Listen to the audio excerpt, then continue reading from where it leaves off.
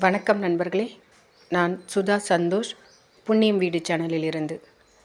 இன்றைக்கி நம்ம வீட்டு தோட்டம் தான் பார்க்க போகிறோம். தோட்டம்னா பெரிய தோட்டம் இல்லை, வீட்டுக்கு முன்னாடி கொஞ்சம் இடம் இருக்குது, அதுலேயும் செடி வச்சுருக்கேன். இது வெயில் காலன்றதுனால ரொம்ப க்ரீனரியாக இல்லை. நான் ஒரு முறை களை எடுத்துட்டேன், தரையில் இருந்த களைங்கள்லாம் எடுத்துட்டேன், அதனால் மண் தரையாக தெரியுது உங்களுக்கு. இப்போ இந்த செடியிலேருந்தே ஆரம்பிக்கிறேன். இதுக்கு ஒரு கம்பு ஊனி வச்சுருக்கேன் பாருங்கள், முருங்கை இலை மாதிரி இருக்குது. இது ஜாதி மல்லி, நல்ல துளிர்த்து இருக்குது, நல்லா இருக்குது.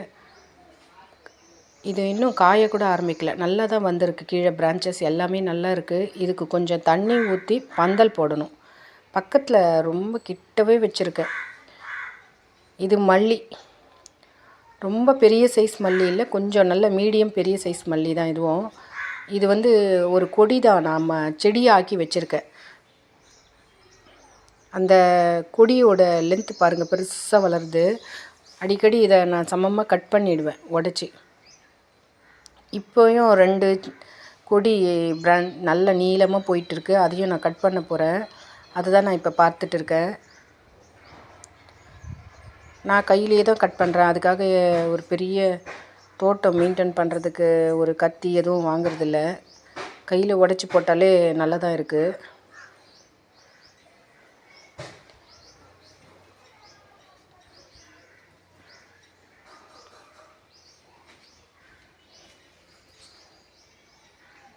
பாருங்கள், உடச்சிட்டேன். பெரிய பிரான்ச் இது. இதை நம்ம இலையெல்லாம் உருவி விட்டுட்டு அப்படியே நல்லா துளுத்து வரும். ஆனால் அந்த 2 பிரான்ச் மட்டும் வெளியில் தனியாக இருக்கும். சமமாக எல்லாத்தையும் வெட்டி கட்டி விட்டுடணும். ஒரு செடி மாதிரி இருந்தாலும் நிறைய பூ பூக்கும். இந்த இலைகளை இந்த கோடை காலத்தில் நம்ம எப்போவுமே உருவி விட்டுடணும். எங்கள் வீட்டில் ஒரு பெரிய பந்தல் போட்டு, அம்மா வீட்டில் ஒரு மல்லிச்செடி முல்லைச்செடி இருக்கும். சின்ன வயசில் நான் சொல்கிறது, பாட்டி வெயில் காலம் ஆனால் பசங்களை ஃபுல்லாக அந்த இலைகளெல்லாம் உருவி விட சொல்லுவாங்க. ஏன்னா நிறைய பெரிய கொடி. இது மாஞ்செடி. மாஞ்செடி அதுவே தன்னாலே முளைச்சி வந்தது. பாருங்கள், ஒரு ஸ்லாப் மாதிரி இருக்குது. பக்கத்தில் ஒரு 60-70 கல் வச்சுருக்கோம். அதுக்கு சந்தில் வந்திருக்கு. வாஸ்துப்படி இந்த இடத்துல உயரமான மரங்கள் இருக்கக்கூடாது, அதனால் இதை எடுக்கணும். அதோட நம்மளோட காம்பவுண்டுக்கு பக்கத்துலேயே வருது. இந்த கல்லுங்கள்லாம் தூக்குனா தான் அந்த செடியை எடுக்க முடியும். ஏன்னா அந்த செடியை கட் பண்ணி போட மனசு இல்லை, கழனி ஆண்டை எடுத்துன்னு போய் வைக்கணும். பாருங்கள் எவ்வளோ அழகாக இருக்குது. இதுதாங்க தோட்டம் வைக்கிறதுல பவழமல்லி. இது பவழமல்லி செடி 1 மாதத்துக்கு முன்னாடி ஃபுல் இலையிலையும் கருப்பாக ஒரு ஃபங்கஸ் மாதிரி ஒரு ப்ராப்ளம், அதுக்கு ஏதோ ஒரு ப்ராப்ளம் எல்லா இலையும் டேமேஜாக இருந்தது. ஃபுல்லாக பிளாக்காக காய்ஞ்சி போல் ஒரு இது மாதிரி இருந்தது. எல்லா இலையும் எடுத்துகிட்டு துளுத்து வந்துடுச்சு. இது செம்பருத்தி செடி.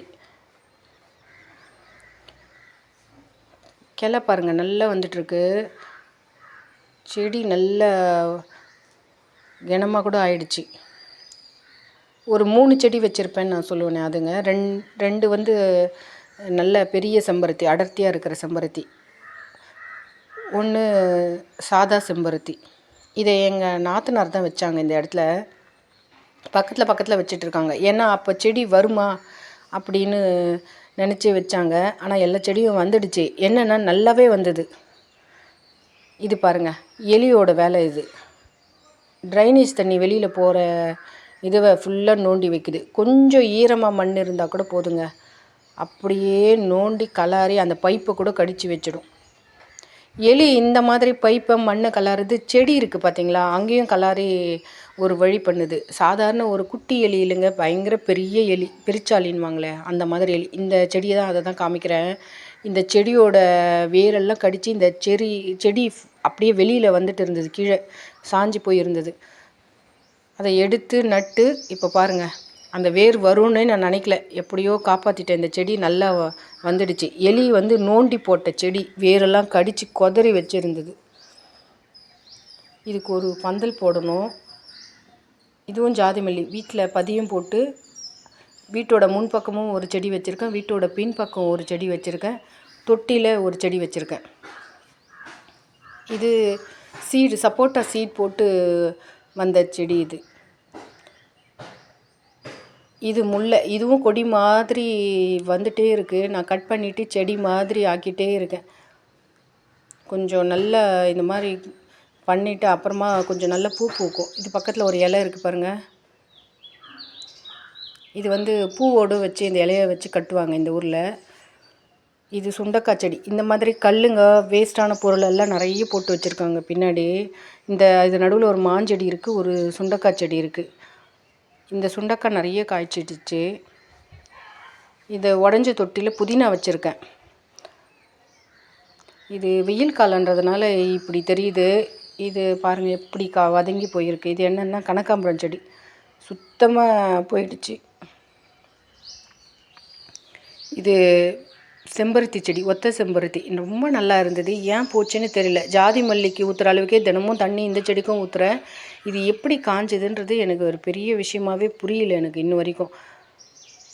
அது பக்கத்துலேயே தான் இருக்குங்க. இது புளிய மரம் வெட்டிட்டு அதோட துளிர்ப்புங்க. இதில் நான் ஆல்ரெடி ஒரு புளி துவையல் செஞ்சுருக்கேன். அந்த ஓரெல்லாம் கட் பண்ணி எடுத்துகிட்டு பாருங்கள், இப்போ இந்த 1 வீக்கில் எல்லாமே துளிர்த்து வந்திருக்கு. நான் அப்போவே அந்த இளந்தளிராக இருந்த அடி இலைகளெல்லாம் கூட உருவி வச்சுருந்தா ஃபுல்லாகவே இளந்தளிராகவே நமக்கு துளிர்ப்பு வந்திருக்கும். இதை மறுபடியும் ஒரு நாள் துவையல் அரைக்கலாம். இது நாங்கள் செடி வளர்க்க போகிறதில்ல, இது வேரோடு எடுக்கணும். இது வேர்லேருந்து குட்டி குட்டி பிரான்ச்சஸ் வருது. இது ஒரு டப்பில் வச்சுருக்கேன் ஜாதி மல்லி. பாருங்கள், இது காஞ்சிட்டே இருக்குது. காஞ்சால் திருப்பி துளிர்க்கவே மாட்டேங்குதுங்க அந்த கிளை. அப்படியே உடச்சி போடுறேன். இதுதான் எனக்கு ஜாதி மல்லி. வீட்டோட முன்பக்கமும் அப்படி தான் காயுது. ஏன்னா அடி பக்கத்துலேயே காயுது. ஒரு கிளை காஞ்சா பரவாயில்ல, எல்லா கிளையுமே காயுது. காஞ்சால் அந்த கிளை உதவாது. பக்கத்துலேயே பாருங்கள் நல்ல செழுமையாக இருக்குது அந்த பிரான்ச்சஸ்ஸு. இது காஞ்சிடுச்சா அவ்வளோதான், தூக்கி தான் போடணும். இது ஜாதி மல்லியோட இது எனக்கு தெரியல. இப்போ நம்ம மல்லி செடின்னா கட் பண்ணி விட்டால் கூட அந்த இடத்துல துளுர்த்து வருது. ஜாதி மல்லி அது மாதிரி இந்த ஃப்ரெஷ்ஷான கிளைகளையே நம்ம பண்ணி கட் பண்ணால் துளுக்குமா தெரியல. ஒரு வேளை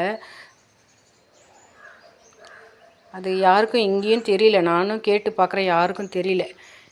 இது புதினா செடி. நமக்கு வீட்டில் வாங்குகிற புதினா காம்பு இருக்குது பார்த்திங்களா, அதை ஒரு ஈரமான இடத்துல நட்டு வச்சா வரும். நான் நிறைய நடுறேன், இப்போ வெயில் காலத்தில் வரமாட்டேங்குது. இது எப்போவோ நட்ட செடி தான் இது. அது மட்டும் நல்லா இருக்குது. இதில் பாருங்கள் இந்த மாதிரி சின்ன சின்ன களைகள் வரும். இதில் ஒரு அம்மான் பச்சரிசி செடி தான் வருது, நிறைய களையாக இருக்குது. நான் ஒரு 3 டப்பில் வச்சுருப்பேன். இந்த மாதிரி ஒரு 1.5 புடி கிடைக்கும் எனக்கு புதினா இலை. ஒரு ஃப்ரைட் ரைஸில் அவசரத்துக்கு போட்டுக்கிறதுக்கு புதினா இல்லைன்னா யூஸ் ஆகுது. இப்போ ஃப்ரெஷ்ஷாக இல்லை, வெயில் காலம் இல்லைங்களா, அதனால் ஃப்ரெஷ்ஷாக இல்லை. ஒரு 10 டேஸ் பிஃபோர் கூட நான் இதெல்லாம் இலைங்க கட் பண்ணி செஞ்சேன். என்னென்னா நல்ல செழுமையாக வளர்ந்ததுன்னா இலை ஃப்ரெஷ்ஷாக நல்ல க்ரோத் இருக்கும். இப்போ குட்டி குட்டி குட்டியாக இருக்குது பாருங்கள். மண்ணும் கொஞ்சம் செழுமையாக இருக்கணும். தொழு உரம் கொஞ்சம் போடணும். நம்ம வீட்டில் மாடு இல்லை, அதனால் நமக்கு தொழு உரம் கிடைப்பதில்லை. நம்ம வீட்டில் வேலை செய்கிற அண்ணா வீட்டில் இருக்குது, எடுத்து போடணும் செடிக்கும். இது ஓவர்ஃப்ளோ ஆகிற இடத்துல ஒரு கனகாம்பரம் செடி எங்கிருந்தோ வந்து சீடு விழுந்து வந்திருக்குங்க. யாரும் போடவே இல்லை. இது என்ன வுட்டுன்னு சொல்கிறேன் கேளுங்களேன். இப்போ நம்ம வீட்டில் வந்து அடுப்பு தனியாக வெளியில் இல்லை, கேஸில் தான் சமையல். இப்போ இந்த வெயில் காலத்துக்கு இந்த மாதிரி ஒரு 3 கல் வச்சு என் தோட்டத்துக்கு பின்பக்க தோட்டத்துக்கு நடுவில் தான் இது மாதிரி தண்ணி காய வைக்கிறது. இது வீட்டோட முன்பக்கம் செம்பருத்தி செடி நல்லா பெருசாக வளர்ந்துடுச்சு. நான் இது ஒரு 6 மாதத்துக்கு முன்னாடி எல்லா கிளையும் உடச்சி போட்டுட்டேன் மாவு பூச்சி தொல்லையால். திரும்பவும் நல்ல ஒரே செடி, நிறைய பிரான்ச்சஸ், நிறைய பூ பூக்குதுன்னு நான் சொல்லியிருக்கேன் ஏற்கனவே. நாங்கள் சாமிக்கு கொடுத்துருவோம் காலையில் அறுத்து. கிளெல்லாம் பாருங்கள் எவ்வளோ பெருசாக நல்லா வளர்ந்துருக்கு. என்னென்னா இது நல்லா கண்ணுக்கு குளிர்ச்சியாக இருக்குது. இந்த மாதிரி க்ரீனாக செடி வீட்டுக்கு முன்னாடி இருந்தால், இதில் பூவோடு இருந்தாலும் அழகாக தான் இருக்கும். நாங்கள் வந்து பூவை அறுத்து சாமிக்கு கொடுத்துட்றோம். 2 ரோஜா செடி வச்சுருக்கேன். இந்த எல்லாமே ஒரு ப்ராப்ளம். இந்த மாதிரி தான் வந்து பவழமல்லி செடியிலையும் ஒரு கருப்பாக இருந்தது, அதுக்கும் ஒரு ப்ராப்ளம். அந்த இலையெல்லாம் எடுத்துட்டேன், நல்லா துளுர்த்து வந்துடுச்சு. இந்த இலையெல்லாம் கூட நான் எடுத்துகிட்டு போகிறேன். ஒரு இலை கூட வைக்க போகிறதில்ல, எல்லாத்தையும் எடுத்து பிச்சு போட்டுட்டு போகிறேன். இன்னொரு செடி கொஞ்சம் நல்லா இருக்குது, பூ கூட பூக்குது. அதில் காமிக்கிறேன் பாருங்கள். இந்த பாருங்கள் மொட்டு ஒரு பூ பூக்குது இந்த ரோஜா செடி. ஒரு பூக்கிற அன்றைக்கி ஒரு எல்லோ கலராக இருக்குது. அப்புறம் ஒரு 2 நாள் அப்படியே செடியில் வச்சுருப்பேன். எனக்கு பறிக்கவே மனசு வராது. அப்படியே கலர் சேஞ்ச் ஆகி வேறு ஒரு கலருக்கு போகுது. ஒரு 3 கலர் சேஞ்ச் ஆகுதுங்க. நல்ல தளிர் வந்திருக்கு. இந்த மாதிரி பார்க்குறதுக்கு நல்லா இருக்குது. ஆனால் இந்த ரோஜா செடி பாருங்கள் எப்படி இருக்குது. இதுக்கும் வைத்தியம் பண்ணணும். அதே போல் இந்த கிளைகளை வந்து வெட்டி விட்டுடணும். உயரமாக இருக்குது. ஒரு ஷார்ப்பான பிளேட் வச்சு இந்த இலையெல்லாம் எடுத்துட்டு சின்னதாக பண்ணிட போகிறேன். ஏன்னா இது கொஞ்சம் முள் கையில் குத்தும். பிளேடு ஷார்ப்பாக இருந்தானா அப்படியே கட் பண்ணிடலாம். ஒரு 2-3 தளிர் விட்டு இருக்குது பாருங்கள். இதில் கூட இதுதான் நான் சொல்கிறது. வீட்டோட முன்பக்கம் வச்சுருக்க ஜாதி மல்லி செடி கீழே இருந்தே காயுது பாருங்கள். இந்த காஞ்சி போச்சுன்னா அந்த செடி வந்து அந்த கிளை உதவாது. அப்படியே எல்லாமே காயுது பாருங்கள். கீழ்ப்பக்கம் வெளியில் நல்ல அவுட் சைடில் முட்டு விட்டுருக்கு. 2 முட்டு இருக்குது. ஃப்ரெஷ்ஷாக இருக்குது வெளியில். ஆனால் அடி சைடில் காஞ்சிட்டு இருக்குது. இது அதனால தான் நான் பந்தல் போடாமல் வச்சுருக்கேன். இது பாருங்கள். இது நேற்று 10:30 மணிக்கு எடுத்த கிளிப்பிங். அது இன்றைக்கி ஒரு 8 மணிக்கு பூ பறிக்கிறதுக்காக வரும்போது எடுத்தேன் இந்த கிளிப்பிங். இதில் பாருங்கள், செம்பருத்தி பூ அறுக்கிறதுக்காக வந்தேன். செம்பருத்தி பூவோடு ஒரு இது எடுக்கலான்னு எடுத்துகிட்ருக்கேன். நல்ல உயரமாக வளர்ந்துட்டுருக்கு. ஒரு 30-40 பூ தினமும் பூக்குது. என்னென்னா இப்போ அங்கங்கே இதுலேயும் சின்னதாக மாவு பூச்சி தெரியுது. அதுதான் பயமாக இருக்குது. மாவு பூச்சி வந்தால் பூக்கள் கூட சாமிக்கும் வைக்க முடியாது, கிளைகளையும் உடைக்க வேண்டியிருக்கும். நான் நிறைய தண்ணி இருக்கும்போது தான் மாவு பூச்சி வரதை பார்த்துருக்கேன். இப்போ நாங்கள் தண்ணி இல்லை, ஆனாலும் மாவு பூச்சி தொல்லை வந்துட்டுருக்கு. கீழே க்ரீனரியாக இருக்கிறது வந்து சங்குப்பூச்செடி. இங்கே பிரண்டை செடி, சங்குப்பூச்செடி வச்சுருக்கேன். ஒரு மஞ்சள் சாமந்தி இருக்குது. இது பாருங்கள், இது இன்றைக்கி மார்னிங் எடுத்தது. ஒரு 8 மணிக்கு எடுத்துகிட்ருக்கேன். பவழமல்லி ஒரு 8-9 வரையும் இருக்கும். ஒரு 2-3 பூ தான் பூக்கும், கொட்டிடும். இது நான் இன்றைக்கி பூவோடவே எடுக்கிறேன் பாருங்கள். இந்த செம்பருத்தி செடி ஒரு அடர்த்தியான ஒரு செம்பருத்தியும் இருக்குது. இதுலேயே வந்து ஒரு ஒத்த செம்பருத்தியும் இருக்குது இந்த கலரில். நான் அந்த பூக்களை கூட க்ளோஸ்அப்பில் காமிக்கிறேன் பாருங்கள். செடியிலே இருக்க தான் எனக்கு பிடிக்கும். நான் இப்போ சாமிக்கு கொடுக்கறதுனால அதனால் கட் பண்ணி கொடுத்துடுறேன். பொதுவாக நான் செடியில் வச்சேன்னா யாருன்னா வந்து பூ வேணும்னு கேட்பாங்க. சாமிக்கு தான், ஆனாலும் நம்ம கொடுக்க மாட்டேன்னு சொல்ல முடியாது. எனக்கு செடியில் இருக்கிறது ரொம்ப பிடிக்கும். அதனால் நான் இப்போலாம் கோவிலுக்கு கொடுத்துடுறேன் காலையில் அறுத்து. நான் ரோஜா செடி கூட வளர்த்து பூ அப்படியே செடியில் தான் இருக்கணும்னு ஆசைப்படுவேன். அதை பார்க்குறவங்கெல்லாம் வந்து செடி வைக்கிறவங்களுக்கு ஒரு ஆசை இருக்கும். அதை பற்றி யோசிக்காமல் எனக்கு தரீங்களா பூன்னு கேட்பாங்க. நம்ம முடியாதுன்னு சொல்ல முடியாது. பாருங்கள், இது ஒரு இப்போல்லாம் ஏன் தெரில பூ வந்து பெருசாக வர மாட்டேங்குது. பூக்கிறதுக்கு முன்னாடி ஒரு காலையில் ஒரு 7:30 மணிக்கு கொஞ்சம் மொட்டாக தான் இருக்கும். மலர்ந்தால் கூட சைஸ் சின்னதாகிடுச்சு.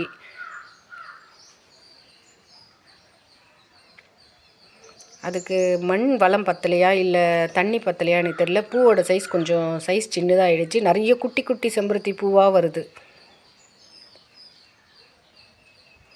இது ஒத்த செம்பருத்தி. இதுலேயே கொஞ்சம் சிவப்பு கலரில் அடர்த்தியாக இருக்கிற செம்பருத்தியும் வைக்கணும். செம்பருத்தி செடிக்கு மெயின்டெனன்ஸ் ஒன்றும் இல்லை, இந்த மாவு பூச்சி தொல்லை தான். நம்ம எவ்வளவோ பிரான்ச்சஸை உடச்சி போட்டாலும் நல்லா வளர்ந்துடுது.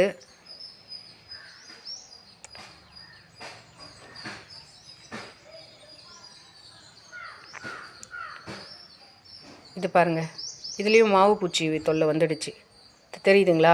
வெள்ளையாக இருக்குது, அதுதான் மாவு பூச்சி. அது எறும்பு தான் எடுத்துகிட்டு வந்து அந்த மாவு பூச்சி அங்கே வைக்கணும்னு சொல்கிறாங்க.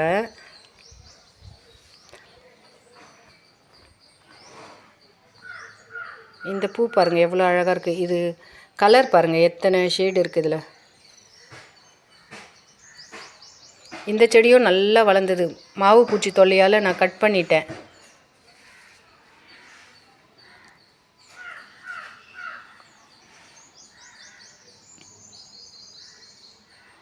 என்ன ஒரு அழகாக இருக்குது பாருங்கள். நம்ம செடி வளர்க்குறதே வந்து இந்த செம்பருத்தி பூச்செடி வந்து ஒரு நாளைக்கு தாங்க பூ இருக்குது, மறுநாள் அப்படியே வதங்கிடுது செடியில் விட்டோம்னா. இது பாருங்கள், ஒத்த செம்பருத்தி அந்த கலர்லேயே தான் இருக்குது, ஒத்த செம்பருத்தி.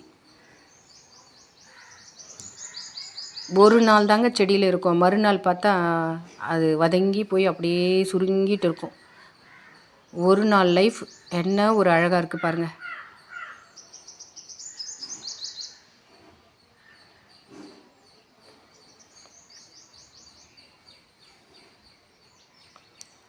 இது மஞ்சள் சாமந்தி, ஒரே ஒரு செடி தான், இது இவ்வளோ பெருசாக இருக்குது. நான் சில வீடியோவில் இதை ஷேர் பண்ணியிருக்கேன், ஷார்ட்ஸில் போட்டிருக்கேன். நிறைய மொட்டு இருக்குது இந்த செடியில். இங்கே ஒரு பெரிய சங்குப்பூ செடி இருந்தது, பிரண்ட கொடி. காம்பவுண்டு மேலே வரையும் நிறைய இருந்தது. எனக்கு காம்பவுண்டுக்கு வெளி சைட்லேருந்து பாம்பு எதனா ஏறி வந்துடும்னு எல்லாத்தையும் எடுத்துட்டேன். இது டிசம்பர் செடி, ஒரு சின்னதாக வச்சுருக்கேன். இது ஒரு டிசம்பர் மாதம் தான் பூக்கும். இது ரோஜாப்பூ மொட்டு, நேற்று கொஞ்சம் மொட்டாக இருந்தது, இன்றைக்கி மார்னிங் எடுத்ததில் பாருங்கள் கொஞ்சம் விரிஞ்சிருக்கு.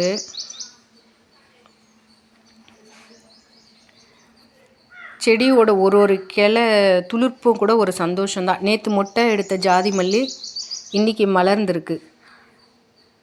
எனக்கு தலையில் வச்சுக்கிறத விட இந்த செடியில் இருக்கிறது அவ்வளோ சந்தோஷமாக இருக்குது. ஆனால் பாவம், ஒரு நாள் தான் அதுக்கு லைஃபு.